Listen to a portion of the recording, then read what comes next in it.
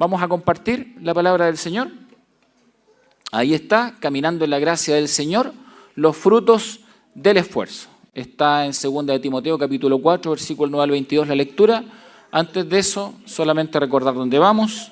Hemos hablado de esta secuencia de caminar en la gracia del Señor, que exige que todos nosotros podamos entonces comprender cómo es que esto es posible y cómo se realiza en un contexto en donde se exige tal vez una respuesta a esta pregunta, ¿no? Señor, ¿qué quieres de mí? Una pregunta que todos debemos hacernos en todo tiempo, de tal forma que caminar en la gracia sea una experiencia triunfante en el Señor. Esa es la expectativa. Ahí están todas las temáticas que hemos realizado en función de esta pregunta. Vamos ya en la última, por supuesto, donde dice allí los frutos del esfuerzo. La lectura bíblica está acá, 2 de Timoteo 4, capítulo 4, versículo 9 al 22, que es lo que viene a continuación de lo que hemos leído la última semana. Dice así, miren qué interesante lo que plantea. Es una despedida, pero es una despedida que de alguna forma es como el resumen de una vida, y una vida que se resume en relaciones, en contacto, en situaciones muy humanas, que se resume en momentos, en necesidades personales, en la necesidad de estar con algunas otras personas, en la ausencia de algunos. ¿Bien? Es una vida que se resume de alguna forma en estas palabras. Le dice Pablo a Timoteo, procura venir pronto a verme, porque demás me ha desamparado, amando este mundo, y se ha ido a Tesalónica. Crescente fue a Galacia y Tito a Dalmacia. Solo Lucas está conmigo. Toma a Marcos y tráele contigo porque me es útil para el ministerio. Ese es un caso muy particular, el que menciona allí, el de Marcos. Recordarán ustedes que Pablo le había desechado después que lo abandonó en el viaje cuando iba con Bernabé, en el primer viaje. Cuando quieren ir al segundo viaje, Bernabé le dice, llevemos a Marcos, y Pablo le dice, por ningún motivo llevamos a Marcos. Nos abandonó en el primer viaje, nos va a abandonar de nuevo. Así es que se genera una discusión entre Bernabé, dos grandes amigos, entre Bernabé y Pablo, que termina dividiéndolos en el servicio. Bernabé se va entonces con Marcos y Pablo se va con Silas. Hasta ese punto llega la discusión y la diferencia. Pero miren qué interesante cómo hacia el final de su vida Pablo se vuelve a acordar de Marcos. ¿Bien? Cómo al final de la vida parece que las grandes diferencias que nos separaron ya no son tan significativas, ¿no? ¿Sí? Esa importancia que le damos a ciertos temas en el curso de la vida, y que cuando llega la hora de tal vez presentarnos delante de la presencia del Señor, o llega los últimos años de la vida, uno comienza a darse cuenta que hay ciertas diferencias que te apartaron o te dividieron y que hoy realmente en ese punto carecen de un valor. Hay cosas más importantes. Y Pablo dice esto, sigo con la lectura. Toma a Marcos y tráele contigo porque me es útil para el ministerio. A Tíquico lo envié a Éfeso. Trae cuando vengas el capote que dejé en Troas en casa de Carpo. Como tráeme la casaca, ¿no? Que se me quedó allá. Y los libros, mayormente los pergaminos.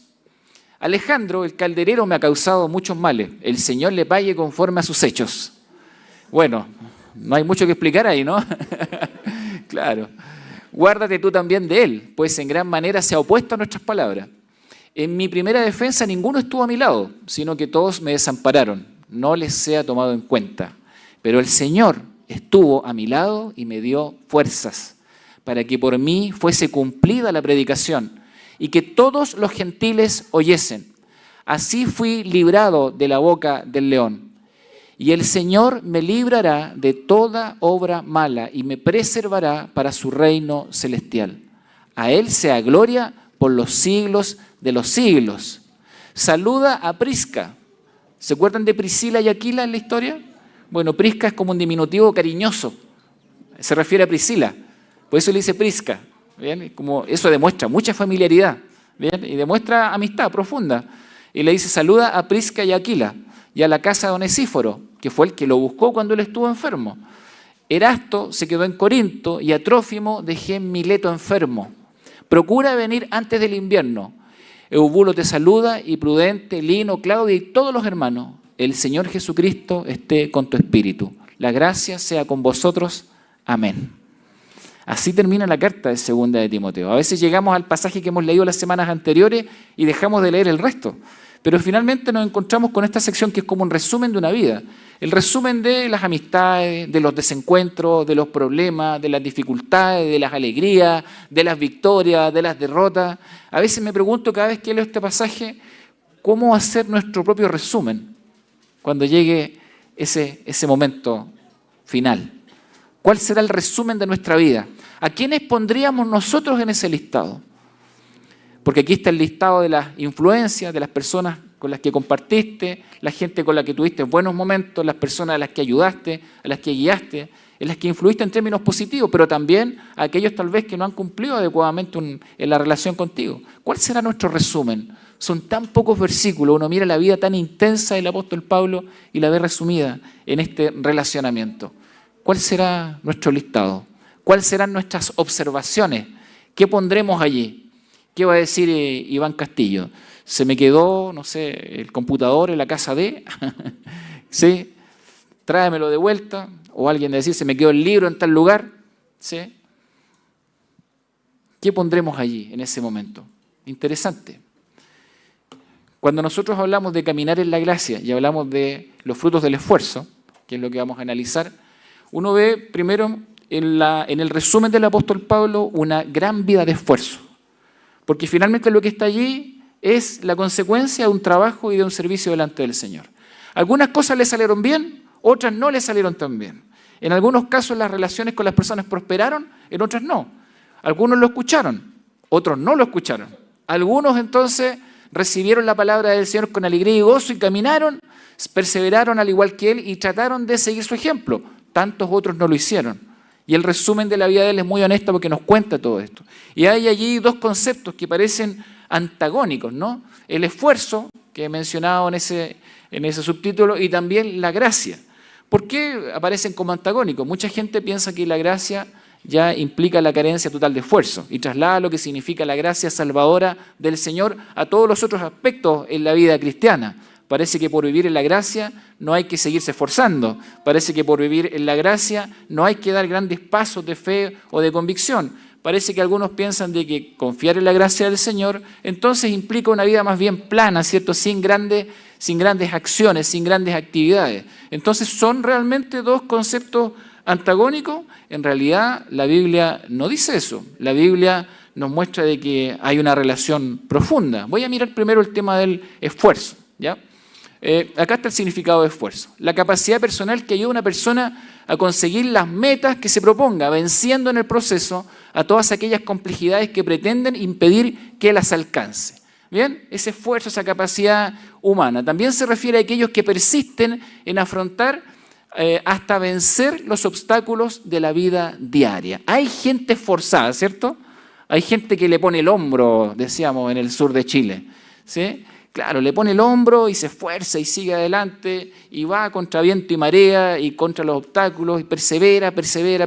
Ahora, también tenemos que reconocer que hay distintos niveles de esfuerzo, como dice ahí. Un gran esfuerzo podría ser trabajar día a día en algo que puede no ser de tu agrado por el bienestar tuyo y de tu familia. ¿A alguien le ha pasado alguna vez? Tener que trabajar en algo que a lo mejor no te gusta mucho, pero realmente cautela el bienestar. Eso uno puede claramente decir es esfuerzo, una ilustración de esfuerzo. Para algunos tal vez levantarse por la mañana, como dice ahí, puede ser un gran esfuerzo. ¿Sí? Claro, la lucha, como decía un hermano de allá, decía, la lucha con Sabanás, decía. Claro. ¿Sí? Claro, ¿ven? Distintos niveles de esfuerzo. ¿A algunos les llegó esta frase? Era simplemente una ilustración sencilla. Veo que está generando diálogo esto. Bien, ok, sí. Levantarse por la mañana puede ser un gran esfuerzo para algunas personas. Y lo increíble es que se levantan y creen que fue un gran mérito hacerlo, ¿no? Algunos hasta lo publican. Bueno, ok. Distintos niveles de esfuerzo. El esfuerzo está presente en la vida. Algunos se han preguntado qué pasa con el esfuerzo y con la cultura del esfuerzo. Algunos dicen que en realidad es un valor que está en retirada. Uno puede preguntarse esto. ¿El esfuerzo es realmente un valor que está en retirada? Algunos dicen que sí, que las generaciones de más antaño tenían una vocación distinta en ese sentido. Y culpan también a la generación nueva de tal vez no dar ciertos pasos necesarios, ¿sí? Bueno, no voy a entrar en esa discusión, vamos a tratar de mirarlo del punto de vista más amplio, pero la premisa hoy parece sencilla, alcanzar grandes objetivos con el mínimo esfuerzo. Es una premisa del día de hoy, es una premisa del mundo de hoy. O sea, la idea es alcanzar grandes cosas, cumplir grandes metas, pero ojalá con el mínimo esfuerzo. Y está todo hecho para que así sea. Bien, incluso se le dan nombres que son, diría yo, que muy cercanos, ¿no? Para que nosotros podamos asumirlo como algo netamente positivo. La gente hoy valora esto, el tema de los procesos, el tema de ser pragmático, el tema de aparentemente aquel que logra algo grande con un muy poco esfuerzo, un esfuerzo muy pequeño, parece que hace un héroe en la sociedad de hoy, pues. Alguien digno de imitar, alguien digno de seguir. Entonces, algo nos pasó también en la sociedad, porque antes valorábamos mucho ese esfuerzo personal, disciplinado. Y hoy día parece que se valora más que una persona sea capaz de alcanzar grandes metas, sean las que sean, poniendo el mínimo esfuerzo. Ese parece que es el más inteligente, el más capaz incluso, ¿sí? Algo ha pasado en la sociedad. Obviamente hay que aprovechar, como dice ahí, adecuadamente las herramientas para mejorar la productividad. Eso es correcto, obviamente es apropiado. Pero, por otro lado, ¿dónde están los límites morales? ¿Dónde están los límites morales en esto? ¿Cuándo el esfuerzo que se necesita para algo y del cual se prescinde deja entonces de ser relevante en la vida de las personas? ¿Hay límites morales en el esfuerzo? Por supuesto que sí. No todo esfuerzo también es correcto. Hay que hacer, ¿cierto?, el esfuerzo que corresponde. Por eso hoy en día se habla mucho de la cultura, por ejemplo, para hablar de la cultura de hoy, de la cultura de la inmediatez, ¿sí? Querer lograr las cosas ya. Apurarse para que el culto ande más rápido. Me está mirando la hermana. ¿Sí? La cultura de la inmediatez, ¿sí? La cultura del atajo, ¿no he escuchado eso? ¿Sí? Ver si puedo buscar la forma de acortar el esfuerzo o de buscar una puerta que me permita alcanzar una meta sin realizar todo el trayecto, sin realizar todo el esfuerzo necesario. La cultura de la comodidad, dicen algunos, ¿sí?, que también está bastante presente en el mundo de hoy. La cultura de la IA, eso es nuevo, de los últimos meses. La cultura de la IA, ¿para qué lo voy a pensar yo si alguien lo puede pensar por mí? ¿Para qué lo voy a redactar yo si alguien lo puede redactar por mí? Este es un tremendo conflicto en las universidades. Claro que sí.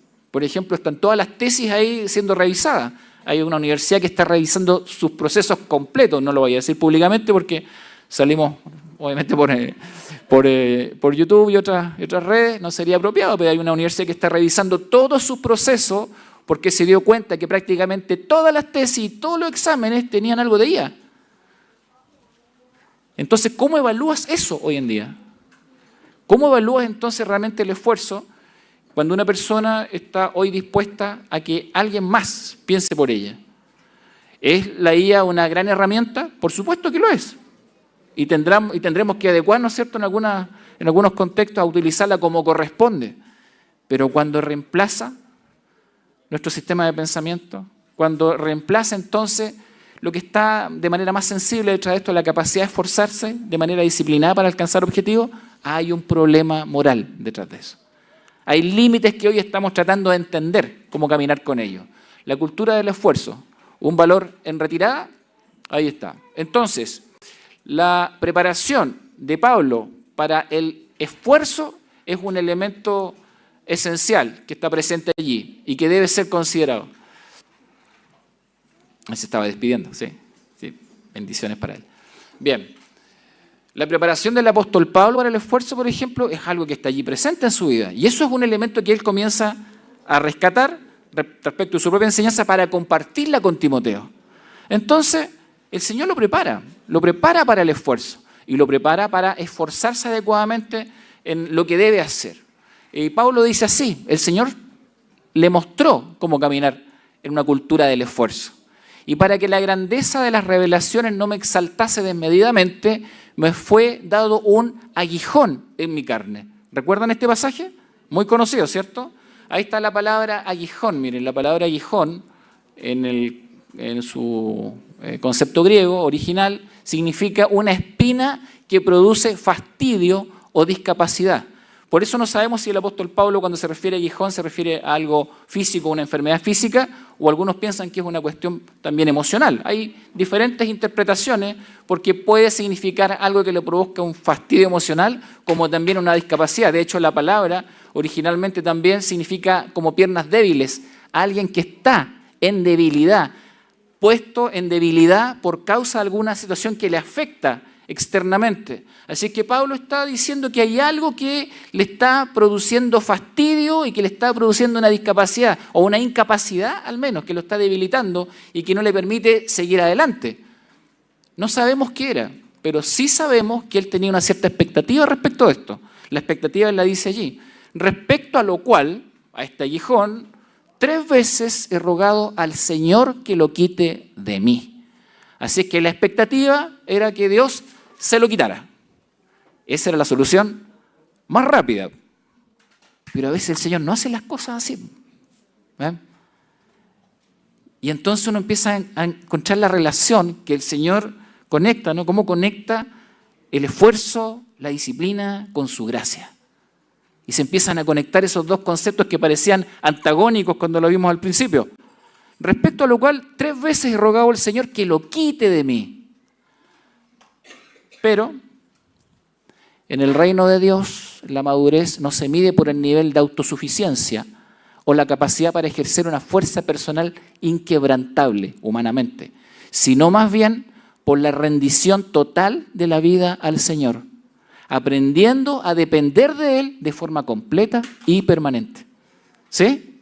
Es distinto. La madurez en el reino se mide de otra forma. Así es que si él pensaba que el Señor simplemente le iba a quitar algo y ahí se solucionaba todo, claramente no es lo que el Señor pretende en la vida de él, porque le quiere enseñar lo que significa caminar con él. Así es que Pablo aprende lo siguiente: bástate mi gracia, porque mi poder, esa expresión, mi poder se perfecciona en la debilidad. Así es que Pablo está diciendo, hay un aguijón, Señor, quita este problema de mi vida. ¿Sí? Le está pidiendo que lo quite, no una vez, 3 veces, que lo quite. Esa es la solución más rápida, lo inmediato. Señor, el Señor le dice, no lo quitaré, sino que te daré algo mejor, mi gracia. No te voy a quitar el aguijón, pero te voy a dar algo mejor. Te voy a dar mi gracia. ¿Y por qué la gracia es mejor respuesta que simplemente quitar el aguijón? El Señor sabía que llegarían otros aguijones en la vida de Pablo. Entonces, él ya tendría toda la provisión que necesitaba para enfrentarlos. Cuando aprendemos a vivir en la gracia, en el sometimiento total y completo y permanente en la voluntad del Señor, algo ocurre en nuestras vidas. El esfuerzo para seguir adelante no es entonces una cuestión meramente humana, en la autosuficiencia o en las capacidades personales. Es un poder que viene de la misma presencia del Señor obrando en nuestras vidas mediante su gracia. Y miren lo que dice en 2 de Timoteo, justo antes del pasaje que leímos al principio. Por eso entonces Pablo, habiendo aprendido esto de parte del Señor, le dice a Timoteo, habiendo vivido su propia experiencia, tú pues, hijo mío, esfuérzate en la gracia. Mire, están los dos conceptos puestos allí.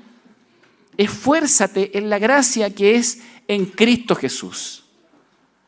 La expresión, ahí está la expresión en griego, en Dunamo dice ahí, que significa hazte fuerte. En Dunamo, estar en Dunamo. Ustedes conocen la palabra Dunamo, que es, o Dunamis, que es algo dinámico, ¿cierto? Significa poder. Significa un poder constante, un poder permanente, un poder que está actuando. Ustedes conocen esa palabra porque aparece en la carta a los Romanos. ¿Sí? No me avergüenzo del Evangelio porque es poder de Dios. Esa expresión, esa palabra es la que está acá. Es la misma, es el poder de Dios actuando en la vida de una persona. Entonces, cuando Pablo le dice a Timoteo, esfuérzate, no le está diciendo que él entonces persevere en sus fuerzas, en sus capacidades o en la autosuficiencia. Le está diciendo, confía totalmente en mí Pon tu confianza en mí y yo te voy a dar las fuerzas necesarias para que sigas adelante. Entonces, al aprender esto, el apóstol Pablo le dice a Timoteo, esfuérzate. Pero cuando le dice esfuérzate en la gracia, no le está diciendo hazte fuerte en ti mismo. Al contrario, le está diciendo hazte fuerte en Cristo Jesús. Hazte fuerte en el Señor. Hazte fuerte en el poder del Señor. Y como dice la palabra del Señor, hazte fuerte en el Señor y en el poder de su fuerza. Hazte fuerte, trabaja, persevera en el poder que viene de la bondad inmerecida. Eso significa la gracia del Señor. La bondad inmerecida que viene de su presencia. En el poder que viene de la bondad inmerecida que has recibido en el Señor. Hazte fuerte en Él, trabaja en Él, persevera en Él, esfuérzate en Él, hazte fuerte en el Señor. Esa es la clave. Entonces, Pablo lo experimentó, el Señor se lo enseñó de una manera muy personal, como a veces nosotros no queremos que el Señor nos enseñe. Queremos crecer, queremos madurar, queremos esforzarnos, pero a veces no queremos vivir estos procesos con el Señor. Claramente Pablo aprendió en este proceso con él y pudo entonces comunicar adecuadamente este mensaje a Timoteo. Y le va a agregar entonces además, para que él pueda esforzarse en la gracia, al menos 3 conceptos que ustedes reconocen muy bien en el texto. Le dice, a partir de hacerte fuerte en el Señor, primero, sufre penalidades como buen soldado de Jesucristo. Ahí está la primera ilustración. Ninguno que milita se enreda en los negocios de la vida a fin de agradar a aquel que lo tomó por soldado. Primera ilustración de aquel que se esfuerza en la gracia. Tiene que sufrir penalidades como buen soldado de Jesucristo. ¿Qué le parece? 1. La segunda ilustración. Y también el que lucha como atleta, ahí está la segunda ilustración, no es coronado sino lucha legítimamente. Tienes que luchar. Tienes que esforzarte, pero tienes que hacerlo de manera legítima, es decir, caminando en las normas y en la voluntad del Señor. Esa es la forma legítima de correr esta carrera con el Señor. Soldado de Jesucristo, atleta, la segunda ilustración. Y la tercera, el labrador. Y es una linda ilustración, porque no sé quién ha ido al campo últimamente. El labrar hoy día está muy tecnificado, ¿no? Y automatizado.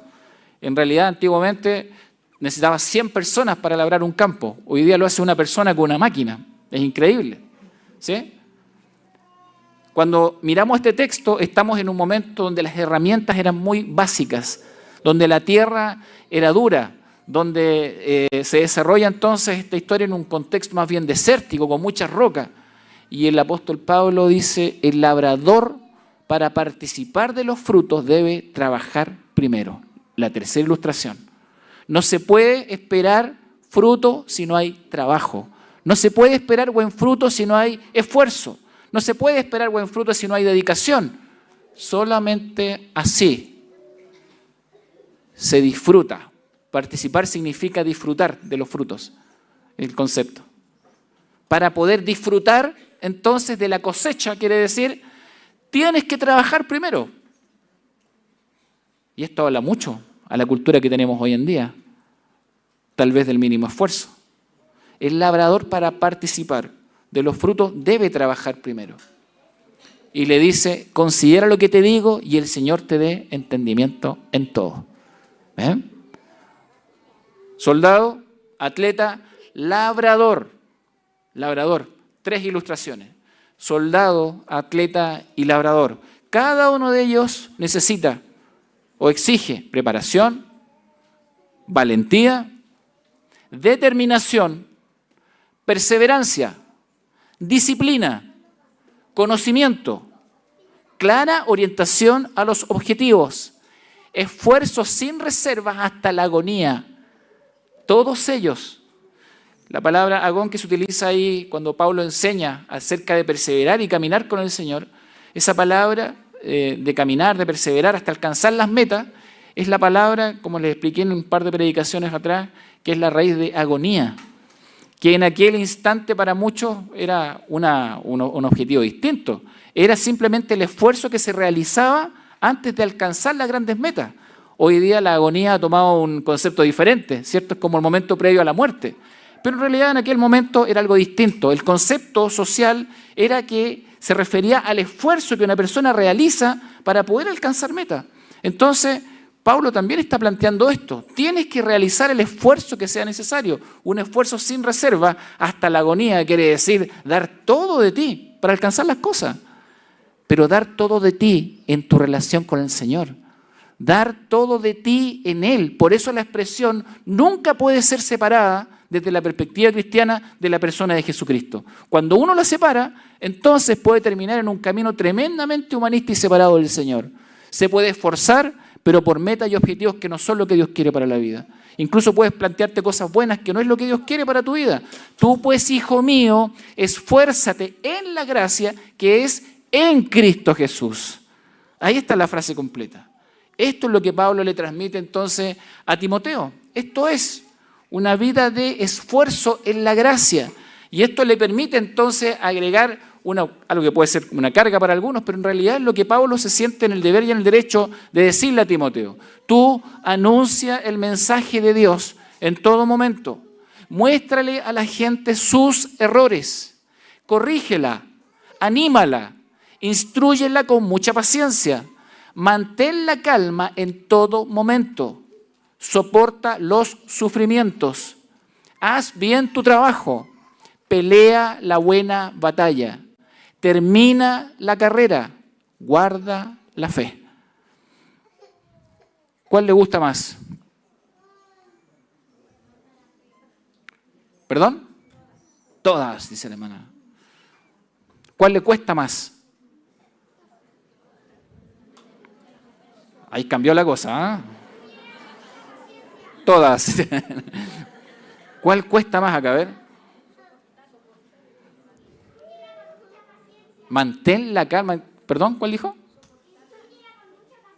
¿Esa?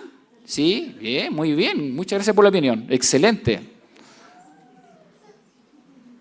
La opinión de un niño, miren, tremendamente valiosa. Atento a lo que se está diciendo. Qué bien, ¿no? Muy bien. Felicitaciones. ¿Cuál nos cuesta más? Mantén la calma en todo momento.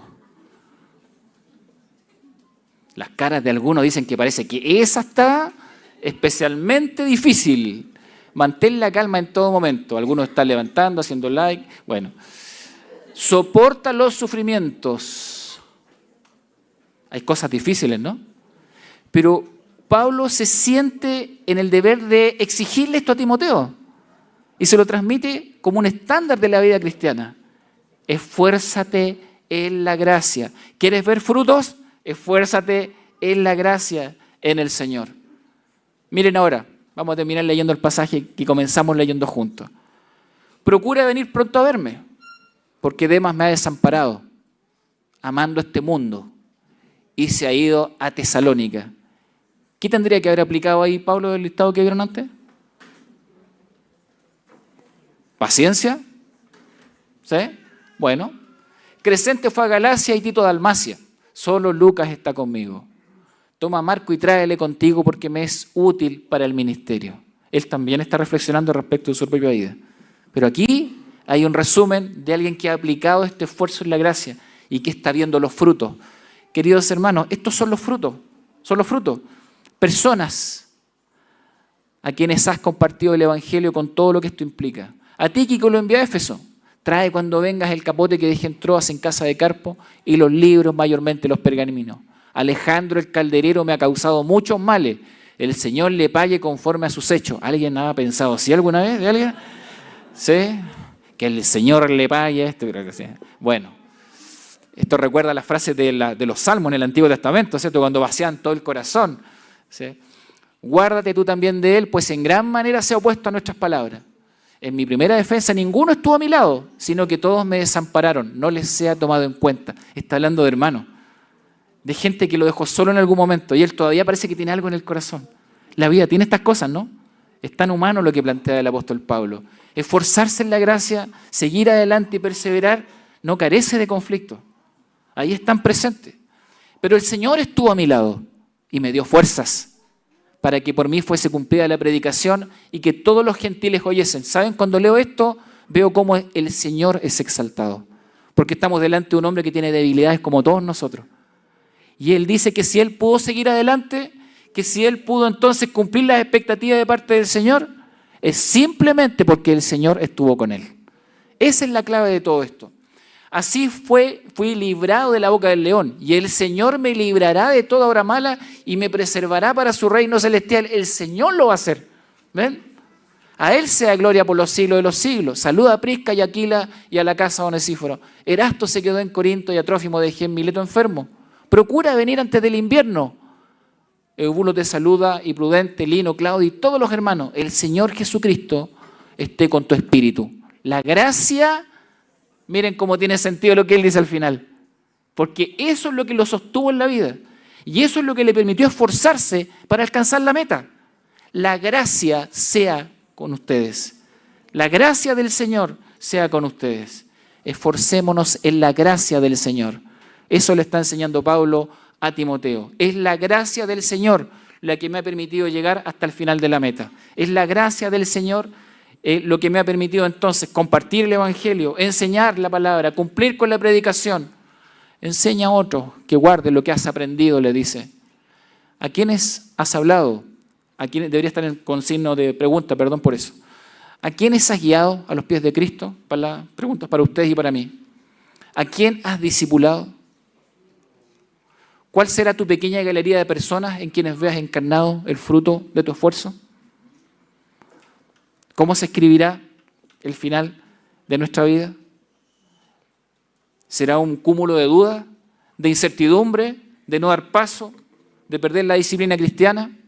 ¿Cuál va a ser ese pequeño resumen de la vida?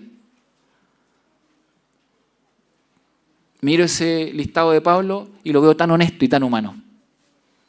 Estoy enojado con este me hizo tal cosa, pero estoy tan contento por este. Saluda a esta persona. La vida se resume en pocas cosas finalmente, en pocas personas.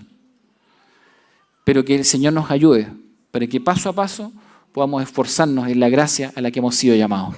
Y que todos nosotros, esforzándonos en la gracia, terminemos la carrera, guardemos la fe y lo hagamos todo para honra y para gloria del Señor. Amén. Vamos a orar delante de la presencia del Señor.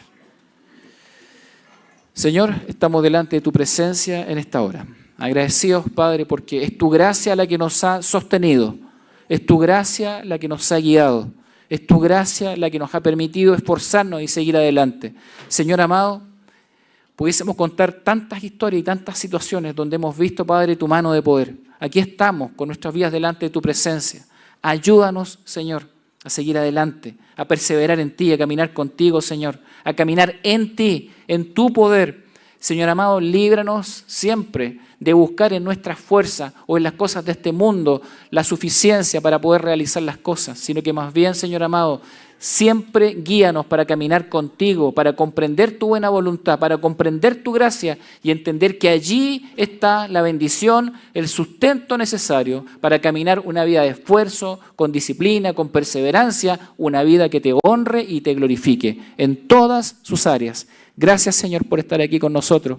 Permítenos caminar para que al final de nuestros días, tal vez en ese pequeño resumen de vida, con toda nuestra humanidad, con todas nuestras debilidades, y a pesar de todo eso, Señor, tu nombre sea glorificado y exaltado en nuestra vida. Gracias, Señor. Muchas gracias por estar con nosotros en esta hora. Oramos en los méritos de Cristo, nuestro Señor y Salvador. Amén. Amén.